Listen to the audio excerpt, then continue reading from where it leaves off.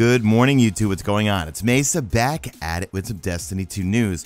We got a lot to talk about, folks. I just got back from GuardianCon 2017, so we're going to round up all the news in this video. So without further ado, let's just jump right into it. And I'm going to link all the sources in the description. Tons of articles, tons of stuff came out while I was away at GuardianCon. From Mashable, Game Rant, IGN, VG247, 24/7. Yeah, lots of stuff, guys. Let's get into it. So, first off, Luke Smith did confirm that there's not going to be any random rolls when it comes to weapon. He gives an example of a Crucible hand cannon called Better Devils. And he says what it has on it is what it has on it. So which means if you get one and I get one, they're all going to have the same perks. Because remember, wait, hold on, before we freak out about this, guys, every weapon's going to be handcrafted, which means that they don't have to go in and nerf an entire archetype. Like, let's say hand cannons, if one becomes a problem, not everyone is going to be hit. They can just go in and fix that one particular hand cannon. Now, he also goes on to say that it gives us more flexibility to do per item tuning. It's something that they haven't had in the first game. Then he says, how can my second, third, or 10th Better Devil's hand cannon be interesting? That's a question we should be asking and answering as quickly as we can. He goes on to say, we have ideas. While I would like nothing more than to share those ideas with you, we're up against a deadline. I don't know if they'll make it for September 6th, but we have some ideas that we're pretty excited about. Now, there's a couple of ways that we can look at this, folks, okay? One, they haven't talked about anything regarding the mod slots. Remember, in the original trailer, we saw one of the weapons, it said mod not applied to this weapon. So we don't know how that's going to work. And I got a feeling that's how you're going to better your weapons. So it's going to even the playing field, right? You get a weapon, and then you could decide whether you want to apply a certain mod. Maybe they're going like the COD route, where you could put on attachments. We don't know at this point. But I really think besides the goal of just having it be that, okay, we don't have to blanket nerf or buff an entire archetype, you know, it's going to make PvP way more consistent. And with the fact that they're going to 4v4s, it seems like they want to go more competitive. They want to go more MLG. They want to go pro. And that's really going to even the playing field. So what I'm guessing is that two things are going to happen. One, all right, so the weapons are going to be the same. And then in PvP, if there's like a pro tournament or something, maybe no mods are allowed for those particular weapons. You got to take them off or something like that. Or maybe they're going to go the Borderlands route, and even though the weapons are going to have the same perks for a particular gun, there better be just oodles and oodles of different weapons. I mean, gee, when I play Borderlands, I mean, how many weapons get dropped that are completely different, look different, sound different? So I'm hoping on that there's just an enormous loot pool of different weapons. Let me know what you guys think in the comment section. I mean, that's me looking at it with the glass half full, of course. I always try to look at, well, what's the reasoning behind it? There's got to be some sort of good reasoning behind it. And one of them is going to be even the playing field in terms of balancing. But then also maybe the fact that they're going to have the same perks, there's just going to be a lot more weapons to grind for in Destiny 2. Next up, there was a great article. Again, all these are going to be linked in the description from Game Rant on 6 new features you should know before playing the beta. The beta is going to be here before you know it, and I'll be streaming it right here on YouTube every single day probably, and playing with you guys. Since I have my sponsor button on YouTube, I'm going to be streaming a lot and playing with sponsors. So first off, the time to kill is longer. I think we kind of already knew that. And definitely when I played it at the Destiny 2 reveal, yeah, it was way more gunplay and less ability spam. I got 1 super the entire match. I heard if you're a beast and get lots of kills, you might get maybe 2 supers tops. But they're saving all the one-shot kill weapons for your power ammo, right? So if you pull the power ammo, you got a sniper, shotgun, fusion rifle, and stuff like that.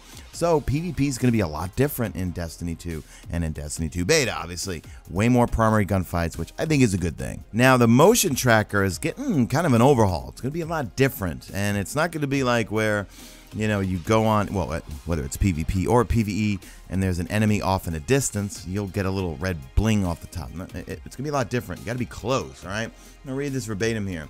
So, in Destiny 1, the motion tracker searches for enemies at a set distance. If it does not find any enemies within the radius, it expands its radius, continuing to do so until it finds an enemy. That will not be the case in Destiny 2. Instead, it will have a set radius within which it will pick up enemies, so those outside of the radius will be invisible. Additionally, crouched enemies will still show up as a pulse red section. However, that pulse will be less frequent than it was in Destiny 1. So, a little bit of changes here. Let me know what you guys think in the comment section. I'm kind of iffy on that one. I don't really have an opinion on it. Next up, we already knew this, that the maps are being designed for specific game modes. Now, we know we're probably going to get Countdown when the Destiny 2 beta hits. We don't know what the other game mode is or what other new game modes. We know that when Destiny 2 rolls out, we're going to have party games, and that's going to be like Control, Supremacy, things like that.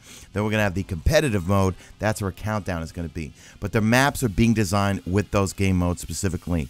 Like with Countdown, the map was kind of small, lots of hallways, lots of rooms, and it did cater to that game mode. So it will be interesting to see how game modes like Supremacy or like I find myself, I'll be in the party games playlist when Destiny 2 comes out because I'm not competitive, but to see how Control and stuff will play out.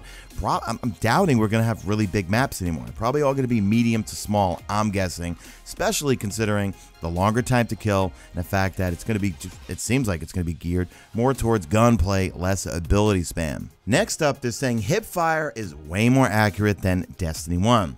Now, when I was using the submachine guns at the Destiny 2 reveal, I was hip firing because the ones I was using were at very high fire rate and they were just recoiling all over the place. So I was just hip firing.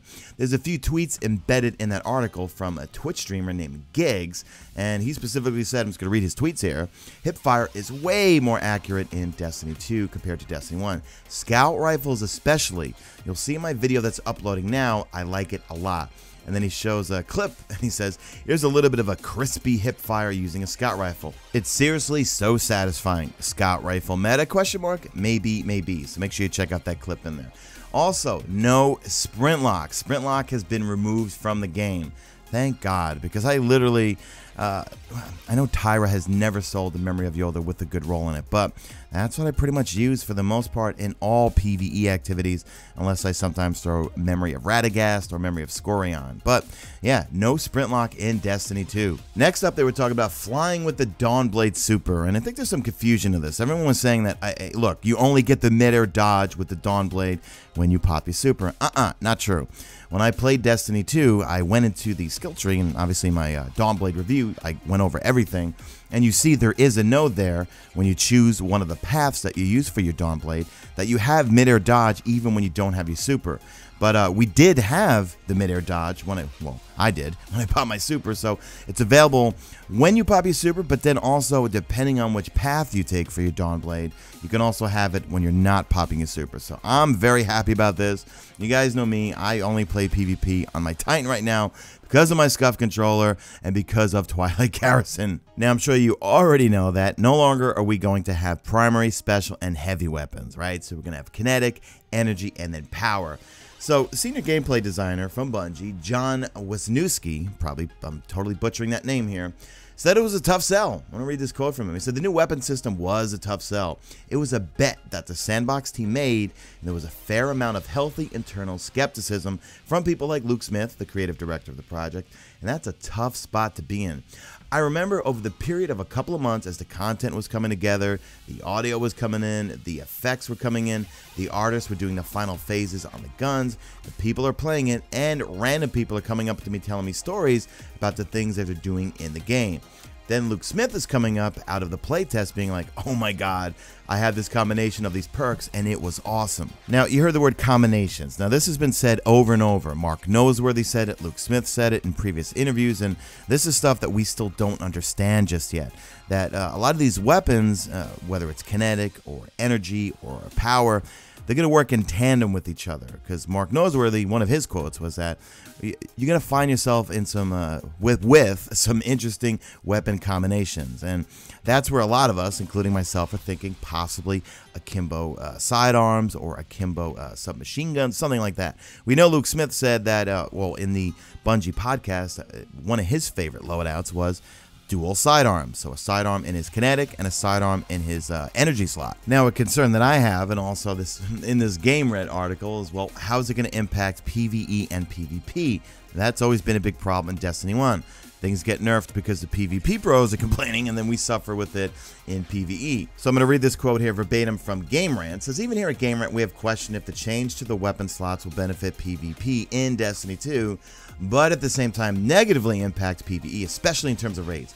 But John from Bungie insists this is not the case, and that the changes will positively impact both PvP and PvE. But fans may have to reserve initial judgment until they can get their hands on a myriad of weapons to play around with the new system in the Destiny 2 beta. So I really hope they give us a good foundation of weapons to toy around with in the beta. Let's talk about the raid now. So let's backtrack a little bit, all right? King's Fall and Wrath of the Machine, they came out rather quickly after those expansions were released.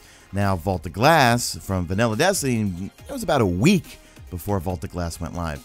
Destiny 2 comes out on a Wednesday. In an interview, Luke Smith said that the raid release date is going to be similar to the Taken King. So that means fairly quickly, which I'm not exactly excited about. I want some time to experience all the other stuff in the game, especially the open world stuff, gear up, power level, get into the raid. But more than likely, and this is just me speculating here, we'll get the normal mode first, then we'll get the heroic mode, and then I hope, really hope, they haven't talked about this at all, that they're going to do the same thing they did with the challenge modes, right? So we get normal mode, then we get the heroic mode, then they're going to throw in challenge modes with some extra loot in it. But let me know in the comment section, do you guys want to see the raid rather quickly, or do you want to wait on it?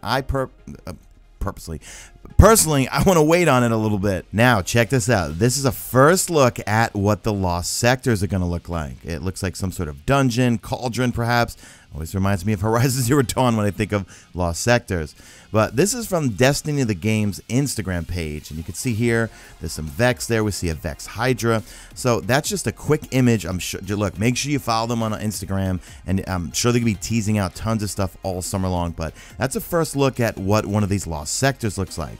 So I was hoping, well, I'm hoping that Vex Hydra, that's not the boss, right? Please make it a little more intricate. But maybe that's just part of the lost sector. Go in, fight a bunch of Vex, and there is going to be some sort of boss we got to take down and get some loot, get some treasure from. Now, here's the most exciting part of the news to report on. So July, we're going to get a tour of the new social space to farm. IGN just got back from Seattle. They went to Bungie and got a ton of exclusive content. And in July, they're rolling it out. Let me play you this audio clip from their panel, and I'm going to link a full video if you want to watch it in the description of their panel at GuardianCon. But listen to this right here. What are we going to talk about today? That's probably what you're wondering. We've been teasing it a little bit.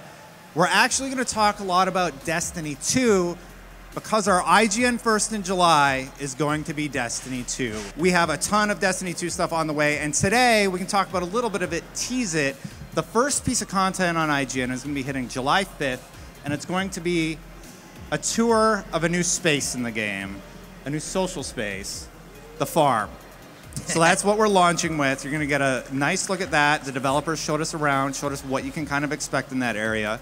And then we go on from there. There's going to be, I'm trying to think, how would I write this in article form to tease it but not give everything away? Try not to give away the info. So there's going to be a lot of interviews. We're going to talk about PvP. There's going to be some PvP announcements throughout the month.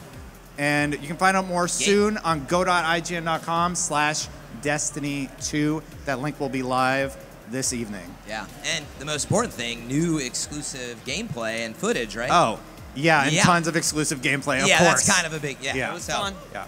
So make sure you keep it locked into IGN, and also here I'll be reporting on all this stuff. I can't wait to see the new social space. I want to see vendors. I want to see NPCs.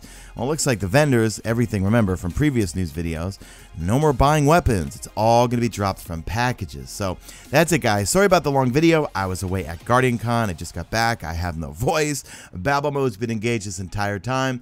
Do me a favor. Drop a like at this video only if you see fit. Follow me on the Twitter at Mesa. Check out my stream. Usually and always on YouTube, and that's it. I am out of here like Vladimir.